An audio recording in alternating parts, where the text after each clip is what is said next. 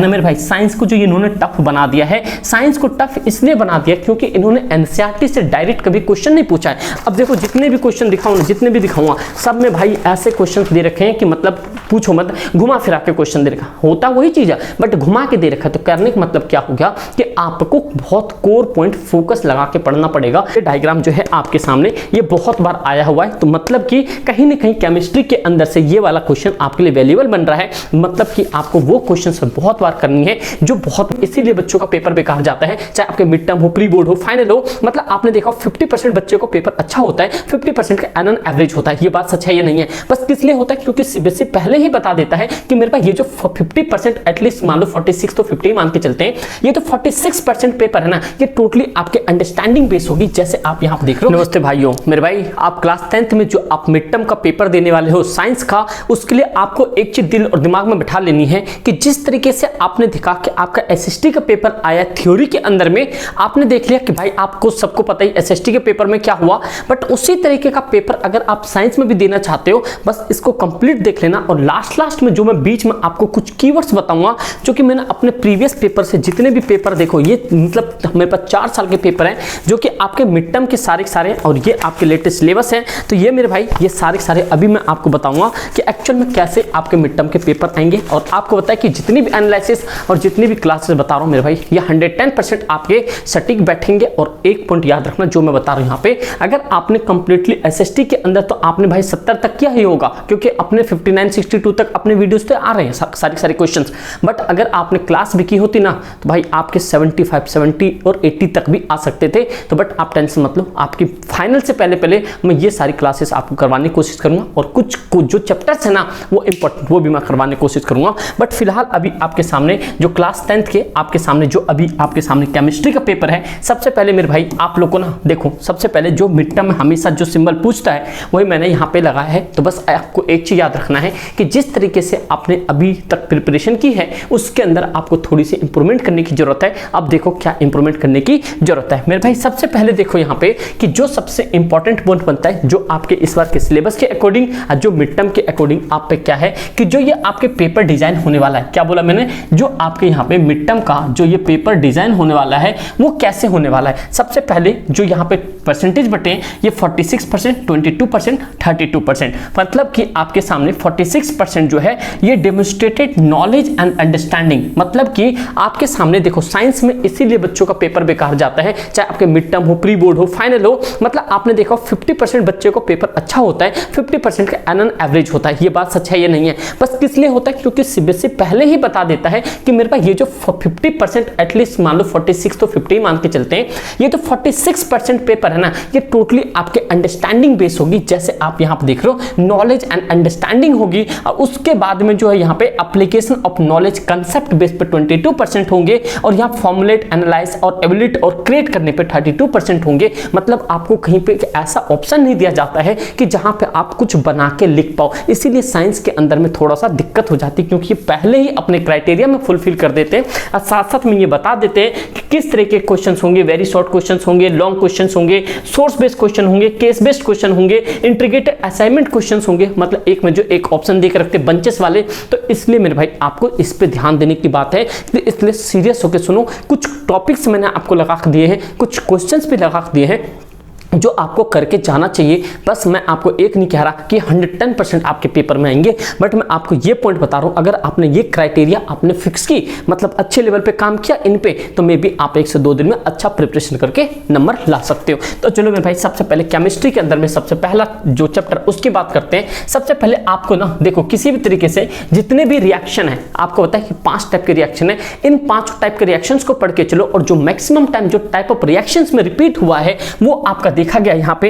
ये जो आपके डबल डिस्प्लेसमेंट रिएक्शन देखा गया है, कौन सा देखा गया भाई, डबल डिस्प्लेसमेंट रिएक्शन देखा गया है। तो ये भी पॉइंट आपको क्या करना है, याद रखना है। तो ये भी पॉइंट आपको क्या करना है मेरे भाई, दिल दिमाग में बिठा के रखनी है, ठीक है। समझ रहे हो बात को यहाँ पे। तो देखो कौन सा ये डबल डिस्प्लेसमेंट, कौन सा मेरे भाई, डबल डिस्प्लेसमेंट रिएक्शन आपको अच्छे तरीके से समझ के जाना है, जिसमें कि आपको बहुत बार ये पॉइंट दिखेगा और आपके साथ एग्जाम्पल के साथ बताना है। कभी कभी ये भी आपके सामने डायग्राम आ जाएगा, तो ये डायग्राम आप बता सकते हो। और ये देखो ये डायग्राम जो है आपके सामने ये बहुत बार आया हुआ है, तो मतलब कि कहीं ना कहीं केमिस्ट्री के अंदर से ये वाला क्वेश्चन आपके लिए वैल्यूएबल बन रहा है। मतलब कि आपको वो क्वेश्चन बहुत बार करनी है जो बहुत बार रिपीट हुआ है। क्यों? क्योंकि देखो साइंस का ना, मतलब कि मैं सच बता रहा हूँ भाई, हमें भी नहीं पता चलता, जो हवाबाजी करते भाई मुझे तो नहीं पता, बट साइंस का एक्यूरेट में पेपर किसी को नहीं पता होता है। हाँ बस ये है कि टॉपिक बता सकते कि इस टॉपिक से आएगा, क्योंकि तुम्हारे साथ मैं ईमानदार रहता हूँ, हमेशा जो सच बात होती है वो पहले बता देता हूँ कि भाई आपको ये चीज में 110% श्योरिटी है, जिसमें श्योरिटी नहीं है वो तुम्हारा भाई पहले ही नहीं बोलता, चाहे कंसेप्ट की वो कैसे भी हो। तो ये मतलब करके चलना है आपको, ठीक है भाई। अगला जो पॉइंट है आपके सामने, ये एक टॉपिक करके जाना कोरिजन। कौन सा करके जाना भाई? कोरिजन। और इसके बाद में rusting of iron, coding silver, green coating, ये वाला करके जाना है। मतलब ये टॉपिक करके जाना। मे बी आपके ये असेशन रीजन में भी आ सकता है, मे बी आपके ये एमसीक्यू में भी पूछ सकता है, मे बी आपके शॉर्ट लॉन्ग क्वेश्चन में भी पूछा जा सकता है। उसके बाद में ये रेंसिडिटी, ये भी करके जाना, ठीक है। और ये ग्लोबलाइजेशन, ये भी करके जाना। ये method of prevention of rancidity, ये भी करके जाना, क्योंकि ये बहुत बार मैंने इसके अंदर में एमसीक्यू में भी देखे हैं, तो ये क्वेश्चन एमसीक्यू के अंदर भी आ चुका है। तो मेरे भाई ये चीज आपको करके जाना, ठीक है। दूसरे पेपर में होगा इस वाले में।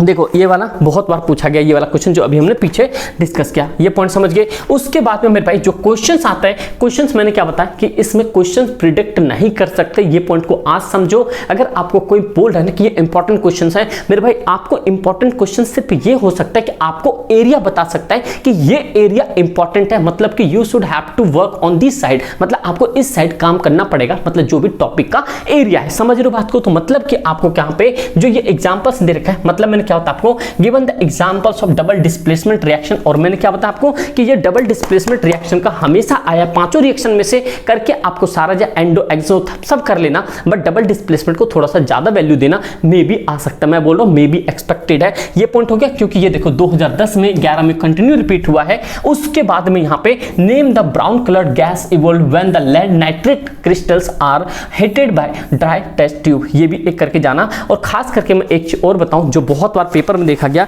ये आपके 2019-20 में देखा गया। तो देखो 19-20 में जो देखा गया क्वेश्चन, ये आपके यहाँ पे इस टाइप के क्वेश्चंस देखे गए। मतलब मैं आपको दिखा रहा हूँ, एक सेकंड रुक जाओ बस, मैं आपको इस तरीके के क्वेश्चंस दिखा रहा हूँ जिससे कि आप चीज़ों को समझ पाओगे मेरे भाई, ठीक है। तो यहाँ पे देखो, ये आपके जो है ना, यहाँ पे नहीं, ये नहीं है, आपको दिखाता हूँ एक सेकंड रुक जाओ। ये रखा केमिकल, ये देखो मेरे भाई, ये जो है ना इस तरीके का क्वेश्चंस आपके सामने बहुत बार आएंगे। ये आपको भले ना दिख रहा हूँ, लेकिन आपको यहाँ से देखना पड़ेगा मेरे भाई। देखो ये क्वेश्चंस, इस तरीके का क्वेश्चंस आ रखे हैं बहुत बार, जहाँ पे देखो बंचेस में भी आते हैं कि जिससे बंचेस में आप इजी तरीके से बना पाओ। तो उसके लिए क्या करना पड़ेगा, इनको बंचेस में क्वेश्चंस आएंगे, और इनके बंचेस के क्वेश्चंस को बनाने के लिए आपको क्या करना पड़ेगा, टू बी पॉइंट, आपको पॉइंट याद रहना चाहिए, जो कि आपके सामने गिव रीजन वाले क्वेश्चंस हो सकते हैं, जिसमें कि आपके सामने यहां देख रहा है silver chloride is the store in the dark coloured is the बोतल and the silver vessels losses shine when the exposed to air, ये सारे हो गए। 80 वाला यहां पे displace the copper from the copper sulphate and solution. मतलब कि भाई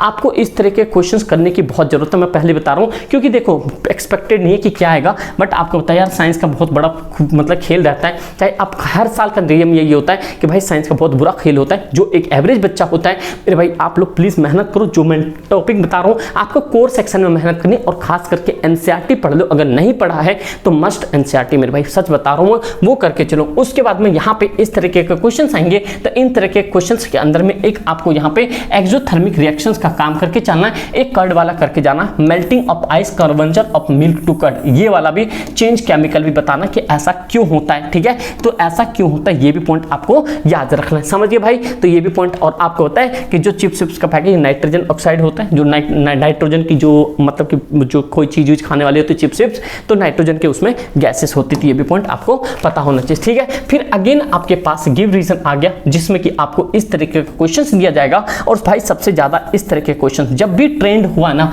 ये जो ट्रेंड चला है ना मेरे भाई, साइंस को जो इन्होंने टफ बना दिया है, साइंस को टफ इसलिए बना दिया क्योंकि इन्होंने एनसीईआरटी से डायरेक्ट कभी क्वेश्चन नहीं पूछा है। अब देखो जितने भी क्वेश्चन दिखाऊंगा, जितने भी दिखाऊंगा, सब में भाई ऐसे क्वेश्चंस दे रखे हैं कि मतलब पूछो मत, घुमा फिरा के क्वेश्चन दे रखा, होता वही चीज है बट घुमा के दे रखा है। तो करने का मतलब क्या हो गया कि आपको बहुत कोर पॉइंट फोकस लगा के पढ़ना पड़ेगा, तो जिसमें कि आपको इस तरीके का क्वेश्चंस मिलेंगे। आपको ये कंपाउंड दिया होगा, कंपाउंड दे देगा, decomposition of form compound Y, CO2 gas release हो रहा है, ये सारी चीजें दे देगा, नेम ऑफ कंपाउंड XY पूछेगा। इस तरीके के क्वेश्चंस आपको बहुत सारे करने पड़ेंगे, और ये सारे क्वेश्चंस कब कर पाओगे, जब आप एनसीईआरटी को लाइन टू लाइन पढ़ा होगा, समझ रहे हो? तो लाइन टू लाइन जरूर पढ़ो भाई एनसीईआरटी को। मैं ज्यादा लंबा समय वक्त नहीं लूंगा क्योंकि इसके अंदर में आपके साथ 2B पॉइंट जो मेन पॉइंट है वो मैं आपको बताता चलूं। उसके बाद भाई सीधा एनसीईआरटी खोलना, 3 चैप्टर आ रहे, तीनों चैप्टर में आप बैठ जाना जल्दी से केमिस्ट्री में, ठीक मेरे भाई। उसके बाद इस तरीके के आपने देखा होगा कि ये 2 gram of silver chloride taken in the Chinese dish, है ना, china dish, and the china is the placed in the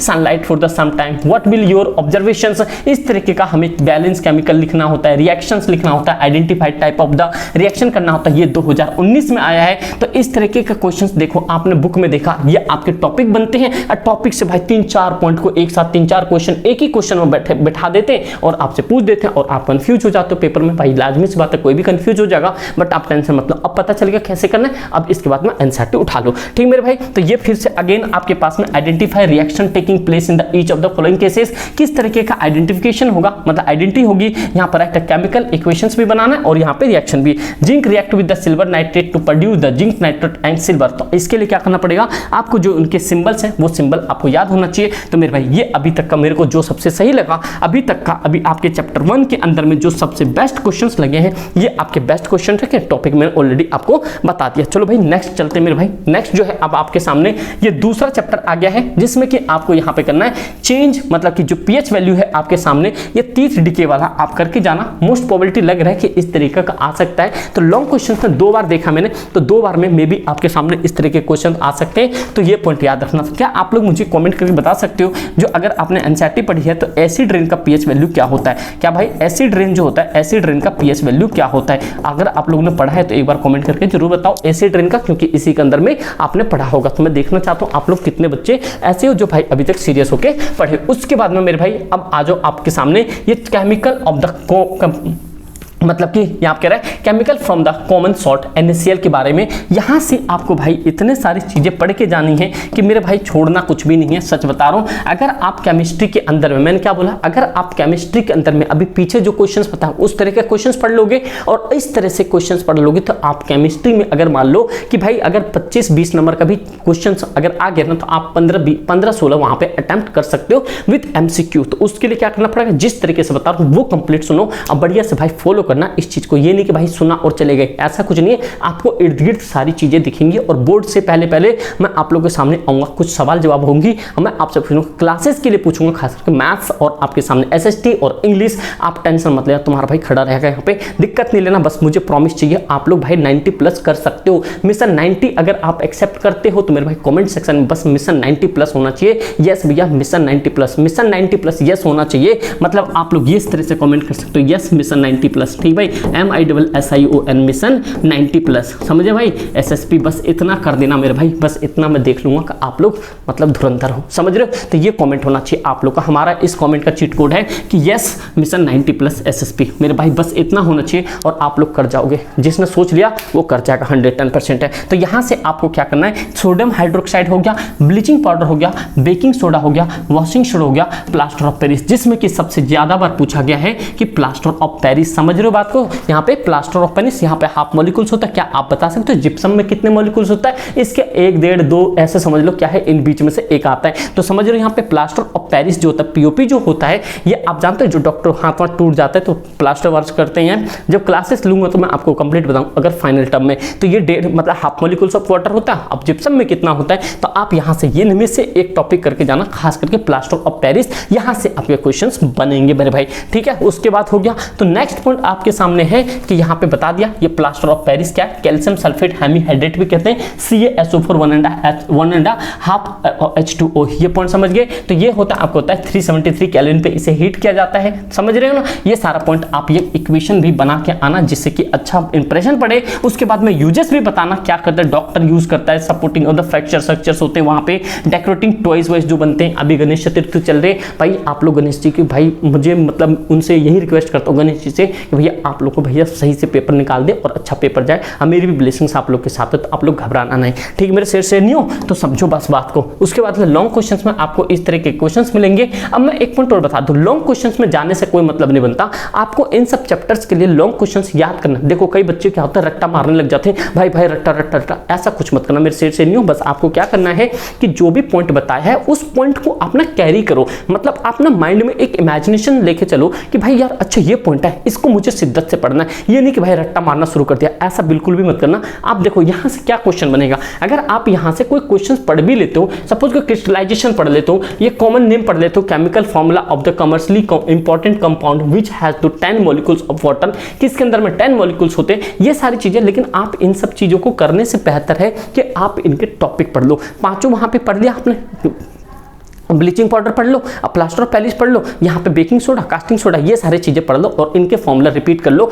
यहाँ से क्वेश्चंस अगर आ गया तो आप बना देना, लास्ट में बता दूंगा अगर ना भी बन पाए क्वेश्चन तो करना क्या है, ठीक है। उसके बाद में देखो एम्फीट्रिक, ये तीसरे में आ जाओ भाई। एम्फीट्रिक ऑक्साइड बहुत बार पूछा गया है। उसके बाद में एनोडाइजिंग ऑफ द मेटल्स, ये भी चीजें पूछी गई है, ये आपके एमसीक्यू में बन सकते हैं, तो ये वाले जरूर करके जाना। आप लोग मुझे बताओ यहाँ पे ये जो है आपके सामने कि ये जो है यहाँ पे इसके अंदर में, चलो ये जो है AL, इसका जो फुल फॉर्म होता है AL क्या होता है, AL जो है आप केमिस्ट्री के अंदर पढ़ते हो, AL किसका सिंबल है, AL। भाई आप लोग करके ना स्पेलिंग बहुत गलत होने वाली, मुझे पता पक्का, ठीक भाई, ये पॉइंट समझ गए। ये देखो एक्वारिजा, ये भी आपको पता होना चाहिए। ये एक्वारिजा ऑलमोस्ट आपके क्या पूछा जाता है, ये अर्सेसन रीजन में पूछा जाता है। एक्वारिजा आपको पता होना चाहिए 3:1 में होता है, जो कि आपको पता है ये गोल्ड जैसे चीजों को भी क्या कर सकता है, पिघला सकता है। उसके बाद में भाई रिएक्टिविटी सीरीज, ये तो भाई ऐसा है, ये ऐसा रामबाण है जो हर बार क्वेश्चन में पूछा जाता है। क्या रिएक्टिविटी सीरीज मतलब कि कौन सा कितने तरह के रिएक्शन, भले एक नंबर में पूछे लेकिन ये आपके जरूर आएंगे। तो इस चीज को एक बार क्या करना है, आपको कंप्लीटली देख लेना कि भैया कैसे कैसे ये क्वेश्चंस बन रहे हैं। तो मेरे भाई समझ रहे हो बात को, अगर ये नहीं कर पाओगे तो फिर थोड़ी सी दिक्कत बन सकती है। तो प्लीज आप लोग ये सारी चीजें करके चलो। और जो ये छोटी छोटी स्टेटमेंट होंगे ना, ये छोटे छोटे statement, copper being more reactive, displace water, यहाँ पे इस तरह के डिस्प्लेस वाटर, ये और डिस्प्लेस सिल्वर, तो इस तरह की चीजें बहुत ज्यादा आएगा। समझ रहे हो बात को यहाँ पे। तो आपको पता होना चाहिए कि AU किसको कहते हैं, AG किसको कहते हैं, HG किसको कहते हैं, CU तो पता ही होगा आपको, PB किसको कहते हैं, PB आप मुझे बताओ, PB का किसका मतलब कि किसका, ये सिंबल जो है PB किसका है, समझ रहे हो भाई, ये बहुत इंपॉर्टेंट है। ये सब तो चलो आसानी होगा। HG भी चलो मरकरी का हो गया, ये भी सिल्वर का बता दिया, गोल्ड का बता दिया। चलो ये बताओ मुझे PB किसका होता है, आप लोगों ने किया है तो ठीक है भाई, समझ रहे हो, और कोई चीटिंग नहीं करेगा। उसके बाद में कोरेजन, मेरे भाई ये टॉपिक करके चलो, कोरेजन वाला। उसके बाद प्रिवेंशन ऑफ कोरेजन, ये पॉइंट करके चलो, और यहाँ से बहुत सारा इंपॉर्टेंट टर्म्स निकल के आएंगे जो कि रस्टिंग ऑफ आयरन वाला होता है। तो ये पॉइंट यहाँ से समझ रहे हो बात को, मैं आपको पॉइंट बता रहा हूँ, ये सारी चीजें करके चलो। आप भाई कभी भी मात नहीं खाओगे, जितना बता दिया उतना। हाँ बट ये है कि क्वेश्चन पेपर को वहां पे शिद्दत से पढ़नी है। अगर आप कंफ्यूज भी हो रहे ना, अगर कुछ भी चीजें ब्लैंक भी हो गया, नहीं समझ आ रहा है, कोई दिक्कत नहीं, लेकिन आपको करना क्या है, जिस तरीके से आपके पास क्वेश्चन पेपर आएगा, क्वेश्चन पेपर फोकस लगाना, 1 से 2 बार रिपीटेशन मोड पे मतलब पढ़ना उसको। ये नहीं कि भाई इधर उधर के चक्कर में रह जाओ, भगदड़ हो जाएगी, फर्रे चल रही है, वो कुछ भी चक्कर में पढ़ना। बस आपको अपने क्वेश्चन पेपर पर फोकस रखना है और अपने पे भरोसा रखना और शिद्दत से थोड़ा थोड़ा पढ़ के चलना है। और एमसीक्यू बाद में निपटा देना, पहले बड़े क्वेश्चन को पढ़ना, थोड़ा लॉजिक लगाना। केस बेस्ड कैसा है, क्योंकि केस बेस्ड थोड़ा सा घूम के आएगा, भले आपके बायो को भी केस बेस्ड होंगे, वो भी थोड़ा सा घूम के आएगा। रियलिटी यही बता रहा हूं मैं आपको, क्योंकि जितने पेपर मैंने एनालाइज किए, ये सारे एनालाइजिंग पावर है। क्योंकि देखो पेपर तो बहुत सारे साइंस के वो, लेकिन फाइनल की रहे तो वो मैं फाइनल में आपको बता दूंगा, बट अभी मिड टर्म के लिए मैंने आपको ये बता दिया। समझ रहे हो बात को। तो आप लोग पता है इस चीज को आप फॉलो करोगे, अगर आप लोग भाई इस तरह से पेपर करो तो आपका 110% पेपर जाएगा। पेपर पूरा अटेम्प्ट करना, छोड़ना नहीं, आगे मैं और सारी चीजें बता दूंगा। तो ये पॉइंट हो गया। यहाँ पे इस तरीके के जो क्वेश्चंस है, जैसे कि व्हाट इज द अलॉय क्या होता है, यहाँ पे कि what is the difference between the मतलब कि इलेक्ट्रोलाइटिक्स रिडक्शंस एंड इलेक्ट्रिक ये रिफाइनिंग, ये से क्या होता है, डिस्क्राइब, ये सारी चीजें ना अगर आप कंप्लीट अच्छे तरीके से भाई अगर चैप्टर पे ध्यान दोगे तो आप ये सारी चीजें आराम से कर सकते हो। Questions I don't think so कि क्वेश्चंस पे आपको रटना चाहिए या क्वेश्चंस पे भरोसा करना चाहिए। आपको इस बार साइंस के अंदर में खास करके टॉपिक और एनसीईआरटी के कीवर्ड्स पे भरोसा करना चाहिए। और भाई मेरे भाई आप दुनिया का कोई सा भी किताब पढ़ लो, कोई फर्क नहीं पड़ने वाला, लेकिन भाई एनसीईआरटी आपको जिंदा रखेगा। ये मैं बार बार बोल रहा हूँ, आपने शायद एसएसटी के पेपर में देख लिया, दुनिया हंगामा काट रही थी और हमेशा भाई यही होता है, फाइनल में भी हल्ला काटते हैं बट कुछ होता नहीं उनसे। समझ लो ना बात को, क्यों नहीं होता, क्योंकि उनका एनालाइजिंग पावर नहीं, भाई इतने सारे 10 सालों को पेपर नहीं इकट्ठा होगा उनके पास में। समझ रहे हो बात को। तो मेरे भाई आप लोग इस चीज पे भरोसा करो कि भाई जिस तरीके से पास्ट ईयर में पूछा गया और मैं आपको किस तरह की चीजें बता रहा हूँ, इस पे जरूर फोकस करना, ठीक है भाई, समझ गए। नेक्स्ट पॉइंट आपके सामने इस तरीके का गिव रीजन वाला भी आ सकता है। Platinum is the used to the making jewelleries and the lithium is the stored under the kerosene oil. तो ये सारी चीजें आप यहां से करके ना, व्हाट इज द एलोट्रोप, ये मत सोचना एलोट्रोप आपके चैप्टर 4 कार्बन कंपाउंड्स के अंदर में नहीं भाई, ये मेटल नॉन मेटल के अंदर में भी आता है। तो इस तरह के क्वेश्चंस करके जाना जिस हिसाब से आप सारी चीजों कर पाओ। और pure copper from the iron ore, ये सब तो भाई अगर आप उनके टॉपिक पढ़ोगे ना, टॉपिक से आ जाएगा। समझ रहे हो। तो क्या आप लोगों ने अभी तक सारी मतलब कितने % आप लोगों की प्रिपरेशन हुई है, क्या आप लोग बता सकते हो अभी तक मतलब बायो केमिस्ट्री फिजिक्स में 2 ही आ रहा है, और वहां पे देखना ह्यूमन आई में मतलब राइजेस ऑफ सनराइज सनसेट वाले से पीछे आ रहा, वो टॉपिक नहीं आ रहा फिजिक्स के अंदर में। ये भी पॉइंट आपको याद रखना, 2 चैप्टर अच्छे से कर लेना। तो ये पॉइंट समझ गए नहीं समझ? आप लोग मुझे कमेंट करो तो कितनी % आपकी तैयारी हो गई है, टू बी ऑनेस्ट बताना, ठीक है। और टेंशन मत लेना, जिस तरह से मैंने अभी बताया आपको सेम उसी तरह से एक्सप्लेन करके आना पेपर में, और ये सारी चीजें फोकस करना। तो इतना पॉइंट समझ के यहाँ तक तीनों चैप्टर आपके कंप्लीट हो जाते हैं, और इसी तरह से मेरे भाई आप करके चलना। और बस यही पॉइंट आपको मैं बताना चाहता हूँ कि आप पेपर के अंदर में गेम बजा के आओगे। और इतना तो एक ही पॉइंट याद रखना, जो मैं आपको एक पॉइंट और बता रहा हूँ, जो भी क्वेश्चन आपको नहीं आएगा तो टेंशन नहीं लेना, जो भी क्वेश्चन नहीं आएगा तो उसके लिए टेंशन नहीं लेना। उससे रिलेटेड आपको कीवर्ड्स कुछ भी चीज हो पेपर में अटेम्प्ट करके आना है, एनी हाउ आना है। इस बार सिर्फ मिड टर्म के अंदर में आपको एक्सपीरियंस लेना, क्योंकि आप नए अभी 10th में आए मेरे भाई, तो आपको ज्यादा घबराना नहीं है। इसलिए तो मिड टर्म रखा जाता है कि बच्चा फाइनल में कोई गलती ना करे, इसीलिए आपके साथों खून माफ है। आप टेंशन मत लेना, आप रिलैक्स होकर जाना पेपर में, कोई दिक्कत नहीं है भाई। मेरी ब्लेसिंग्स आप लोग के साथ है, टेंशन मत लेना, कोई भी मेरे सिर से नहीं। बट एक ही पॉइंट कहना चाहता हूँ, यहाँ पे पेपर पूरा अटेम्प्ट करना, पूरा कोशिश करना अपने एंड से अटेम्प्ट, और रिप्रेजेंटेशन बढ़िया होना चाहिए। और एक पॉइंट आप लोग के लिए यहाँ पे बताया गया है कि जिंदगी क्या, देखो जिंदगी 1 मिनट में नहीं बदलती, आपको पता है जिंदगी 1 मिनट में नहीं बदलती, पर 1 मिनट में लिया गया फैसला जिंदगी बदल देता है। तो ये भी पॉइंट आपको पता होना चाहिए, जो भी डिसीजन आप आज लोगे वो डिसीजन आपकी पूरी जिंदगी बदल सकती है। 1 मिनट भले जिंदगी नहीं बदलती, लेकिन 1 मिनट में लिया गया फैसला आपकी जिंदगी बदल सकती है। तो वो जिंदगी बदलने के लिए आपको शिद्दत से पेशेंसली चीजों को समझना पड़ेगा, और ढंग से आपको सब चीज समझनी पड़ेगी, और उसके बिहाफ पे आपको फैसला लेना है। इसीलिए मैं आपको समझाना चाहता हूँ, आप टेंशन ना लेना, रिलैक्स लेना, कोई टेंशन वाली बात नहीं है, सब कुछ नॉर्मल होगा। बट एक ही चीज है, बस अपने पे भरोसा रखना। अगर आपको अपने पे भरोसा है तो कमेंट सेक्शन में होना चाहिए yes I have believe on my self, इतना होना चाहिए कमेंट सेक्शन में। अगर आप कर सकते हो, तो अगर इतना कोशिश कर सकते हो, तो मैं इस चीज़ को यहीं पर रखता हूँ। आगे की वीडियो देखते हैं, बायो का आएगी तो मैं आपको वो पब्लिश करवा दूंगा। बस एक ही पॉइंट है, इस वीडियो को अपने दोस्त यार में शेयर जरूर करना। अब प्लीज़ यार, अगर आप लाइक नहीं करते हो लाइक जरूर करना। इस वीडियो पर भाई 500 लाइक्स का टारगेट है, आई होप सो आप लोग पूरा खरीदोगे। Thank you so much and जय हिंद।